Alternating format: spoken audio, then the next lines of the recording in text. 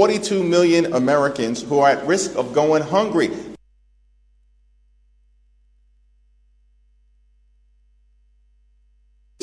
An ever-occurring disaster. No, the easiest way to fund SNAP is for the administration to do exactly what it's done in so many other instances, including the administration finding $40 billion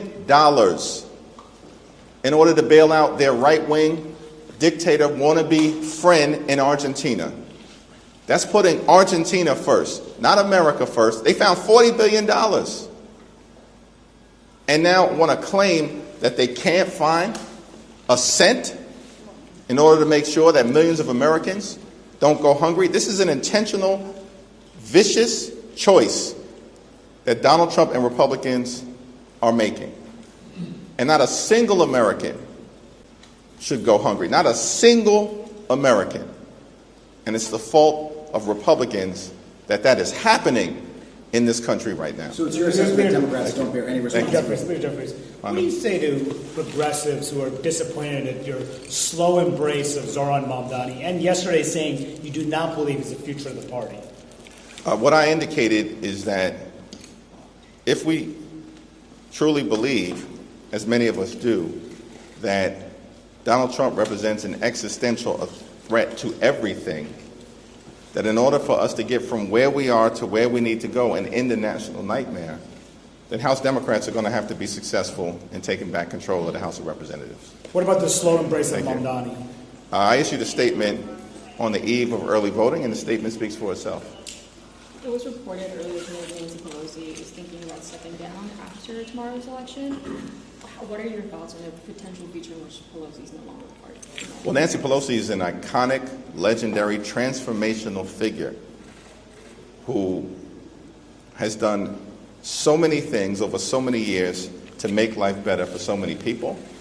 Ultimately, we'll wait on her to see what decision that she makes. And there's nothing really more to say beyond that. Senator Jeffries.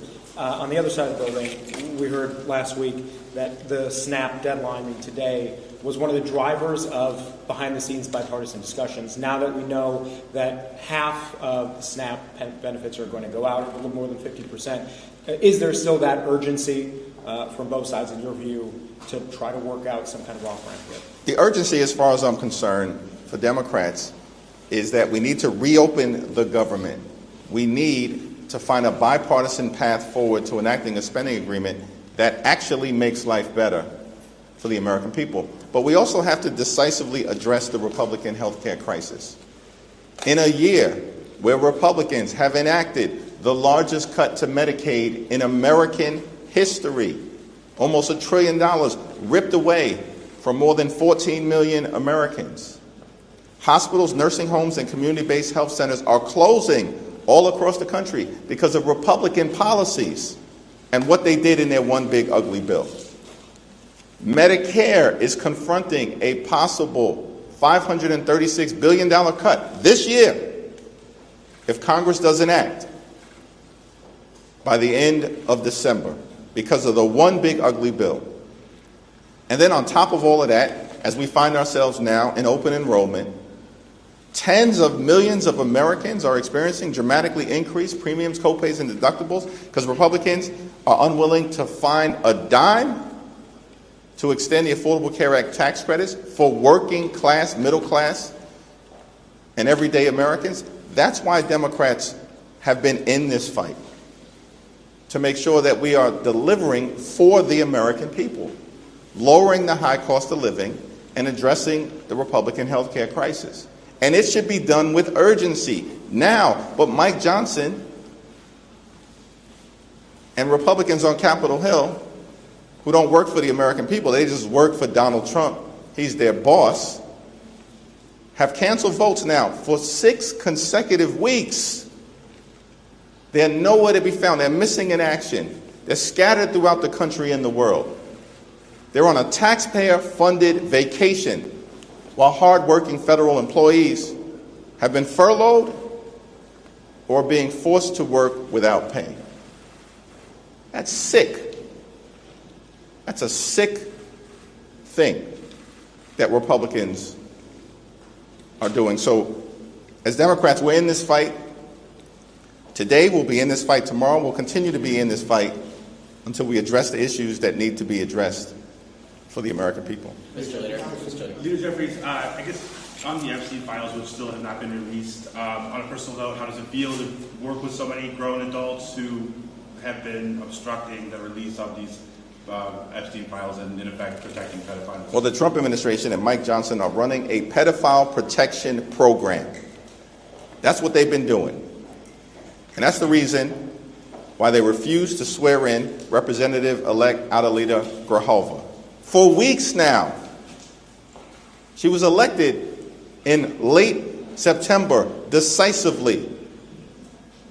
And Representative-elect Adelita Grijalva still hasn't been sworn in because she'll become the 218th vote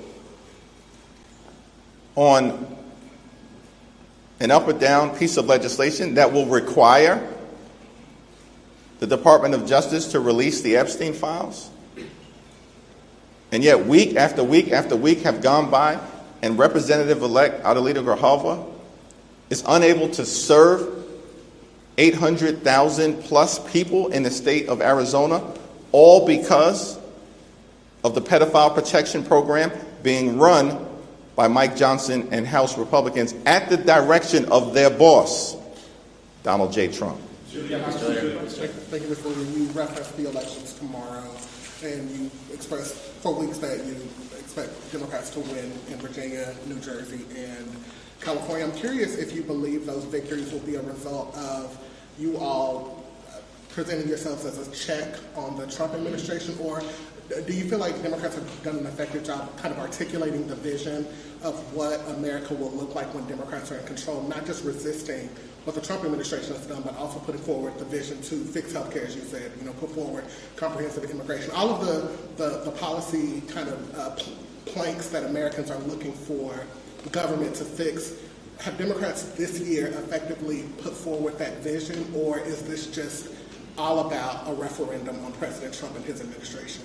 I spent time yesterday in New Jersey, including with the next governor of the state of New Jersey, Mikey Sherrill, who's running on a clear platform of lowering costs and making life more affordable.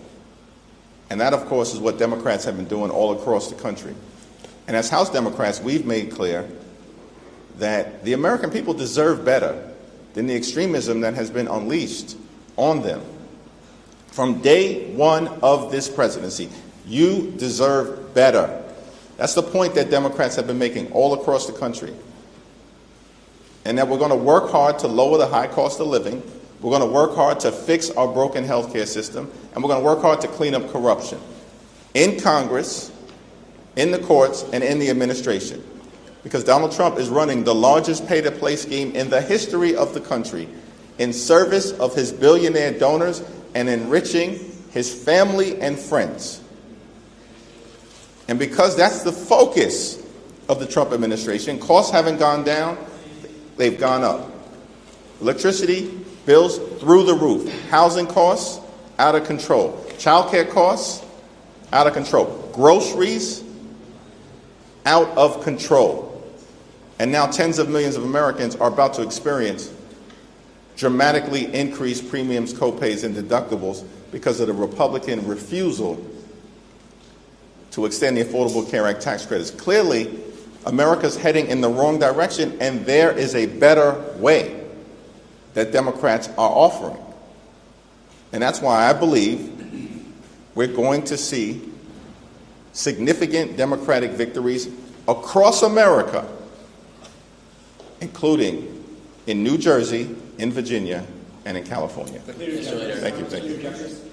2 weeks ago, we saw competing bills from Senators Johnson and Van Hollen over how to pay federal workers essential and non-essential. How do you encourage your Democratic colleagues in the Senate to reconcile those differences between the two bills and move forward, especially if only one of those can move forward and if it's unlikely for the Van Hollens to move forward? It's not clear to me what's going to be on the floor of the Senate this week, but what we have said as House Democrats is that we will consider anything bipartisan that emerges from the Senate in good faith, that reopens the government, that is bipartisan in nature, that makes life better for the American people, and of course that decisively addresses the Republican health care crisis that's crushing people all throughout this country. In rural America, working class America, urban America, the heartland of America, small town America, and black and brown communities throughout America. The Republican health care crisis is crushing people. And that's why Democrats continue to stand up for everyday Americans. If Democrats do well tomorrow, how do you think that will change the conversation in regards to the government shutdown? Do you think it could dislodge, get you guys unstuck from where you are right now? That's a question that needs to be asked of our Republican colleagues. They've been on the wrong side of Republican sentiment for weeks now. And they could care less. You know why? Because all Republicans care about is the opinion of one man, the puppet master of the Republican Party, Donald J. Trump. They don't care about anything else. How else can you explain the fact that they are weaponizing hunger? How else can one explain the fact that they refuse to extend the Affordable Care Act tax credits and they're hurting their own constituents? The 5 states most impacted by the failure to extend the Affordable Care Act are all led by Republicans. West Virginia, Wyoming, Alaska, Mississippi, and Tennessee. Republicans could care less. How else can you explain the fact that Republicans have canceled votes now for 6 consecutive weeks, missing in action, taxpayer-funded vacation, running the pedophile protection program while doing nothing to make life better for the American people? It's all because Donald Trump hasn't given them the order to sit down and actually reopen the government and negotiate a bipartisan path forward. What's Donald Trump been doing this weekend? He was on the golf course, spitting in the face of the American people with his inaction and his indifference. Similar question. Johnson insisted this morning that tomorrow could end up being a sea change in this shutdown, that essentially Democrats would no longer feel as afraid of their voters and thus might be open to moving and going along to reopen the government. Do you see that dynamic at all? And if not, could it be that Democrats actually hold out longer just to not prove it? Whose characterization is that Democrats are afraid of their voters? That is a ridiculous characterization. When we consistently have been on the right side of the American people on all of the things, on the economy, on health care, on nutritional assistance, on the rule of law, on standing up for law-abiding immigrant communities, on defending our history, on the American way of life, and of course on democracy itself. And we're going to see that tomorrow, that we're on the right side of the American people. That's what this fight has been all about. And Republicans are angry, shaken up, confused, perplexed, and dismayed because they thought that their my way or the highway approach to governing was going to prevail. But Democrats in the House and the Senate, and I'm thankful for the leadership of Chuck Schumer and the courage and strength of Senate Democrats, because we're standing up for the health care of the American people, and that matters. And that's what this fight has been all about. Mr. Leader. Mike Johnson today said that he was paying attention to the November 21st date that they have attached to their CR. If Republicans are forced to rewrite or amend their CR, do you see that as an opening to demand negotiations? Yeah, the partisan Republican spending bill is dead on arrival. And it's been completely and totally unreasonable that Senate Republicans 13 different times have presented a bill that they know is going to go down to defeat because Senate Democrats and House Democrats continue to stand up for the health care of the American people. It's dead on arrival. And if in the next day or so, House and Senate Republicans finally come to that conclusion, then maybe that's a small step in the right direction as it relates to actually having bipartisan conversations to enact an enlightened spending bill that actually makes life better for the American people and doesn't continue to gut the health care of everyday Americans. Thank you, Mr. Leader. On multiple prior occasions when Republicans have shut down the government, they never got whatever the policy demands they were getting at that time. Tomorrow will tie the record for the longest shutdown in history. Do you feel like Democrats are closer to getting their policy demands here, or is this change in strategy going to be necessary soon? Our position remains clear. Reopen the government. Let's stand by our hardworking federal civil servants. Let's find a bipartisan path forward to enacting a spending agreement that actually lowers costs, because the cost of living in America is too high. This country is far too expensive. Donald Trump and his tariffs are making things worse, not better. And anything that we do, any path that we find to move forward, has to decisively address the Republican health care crisis. Thank you, everyone. Thanks, Mr. Leader. Thank you.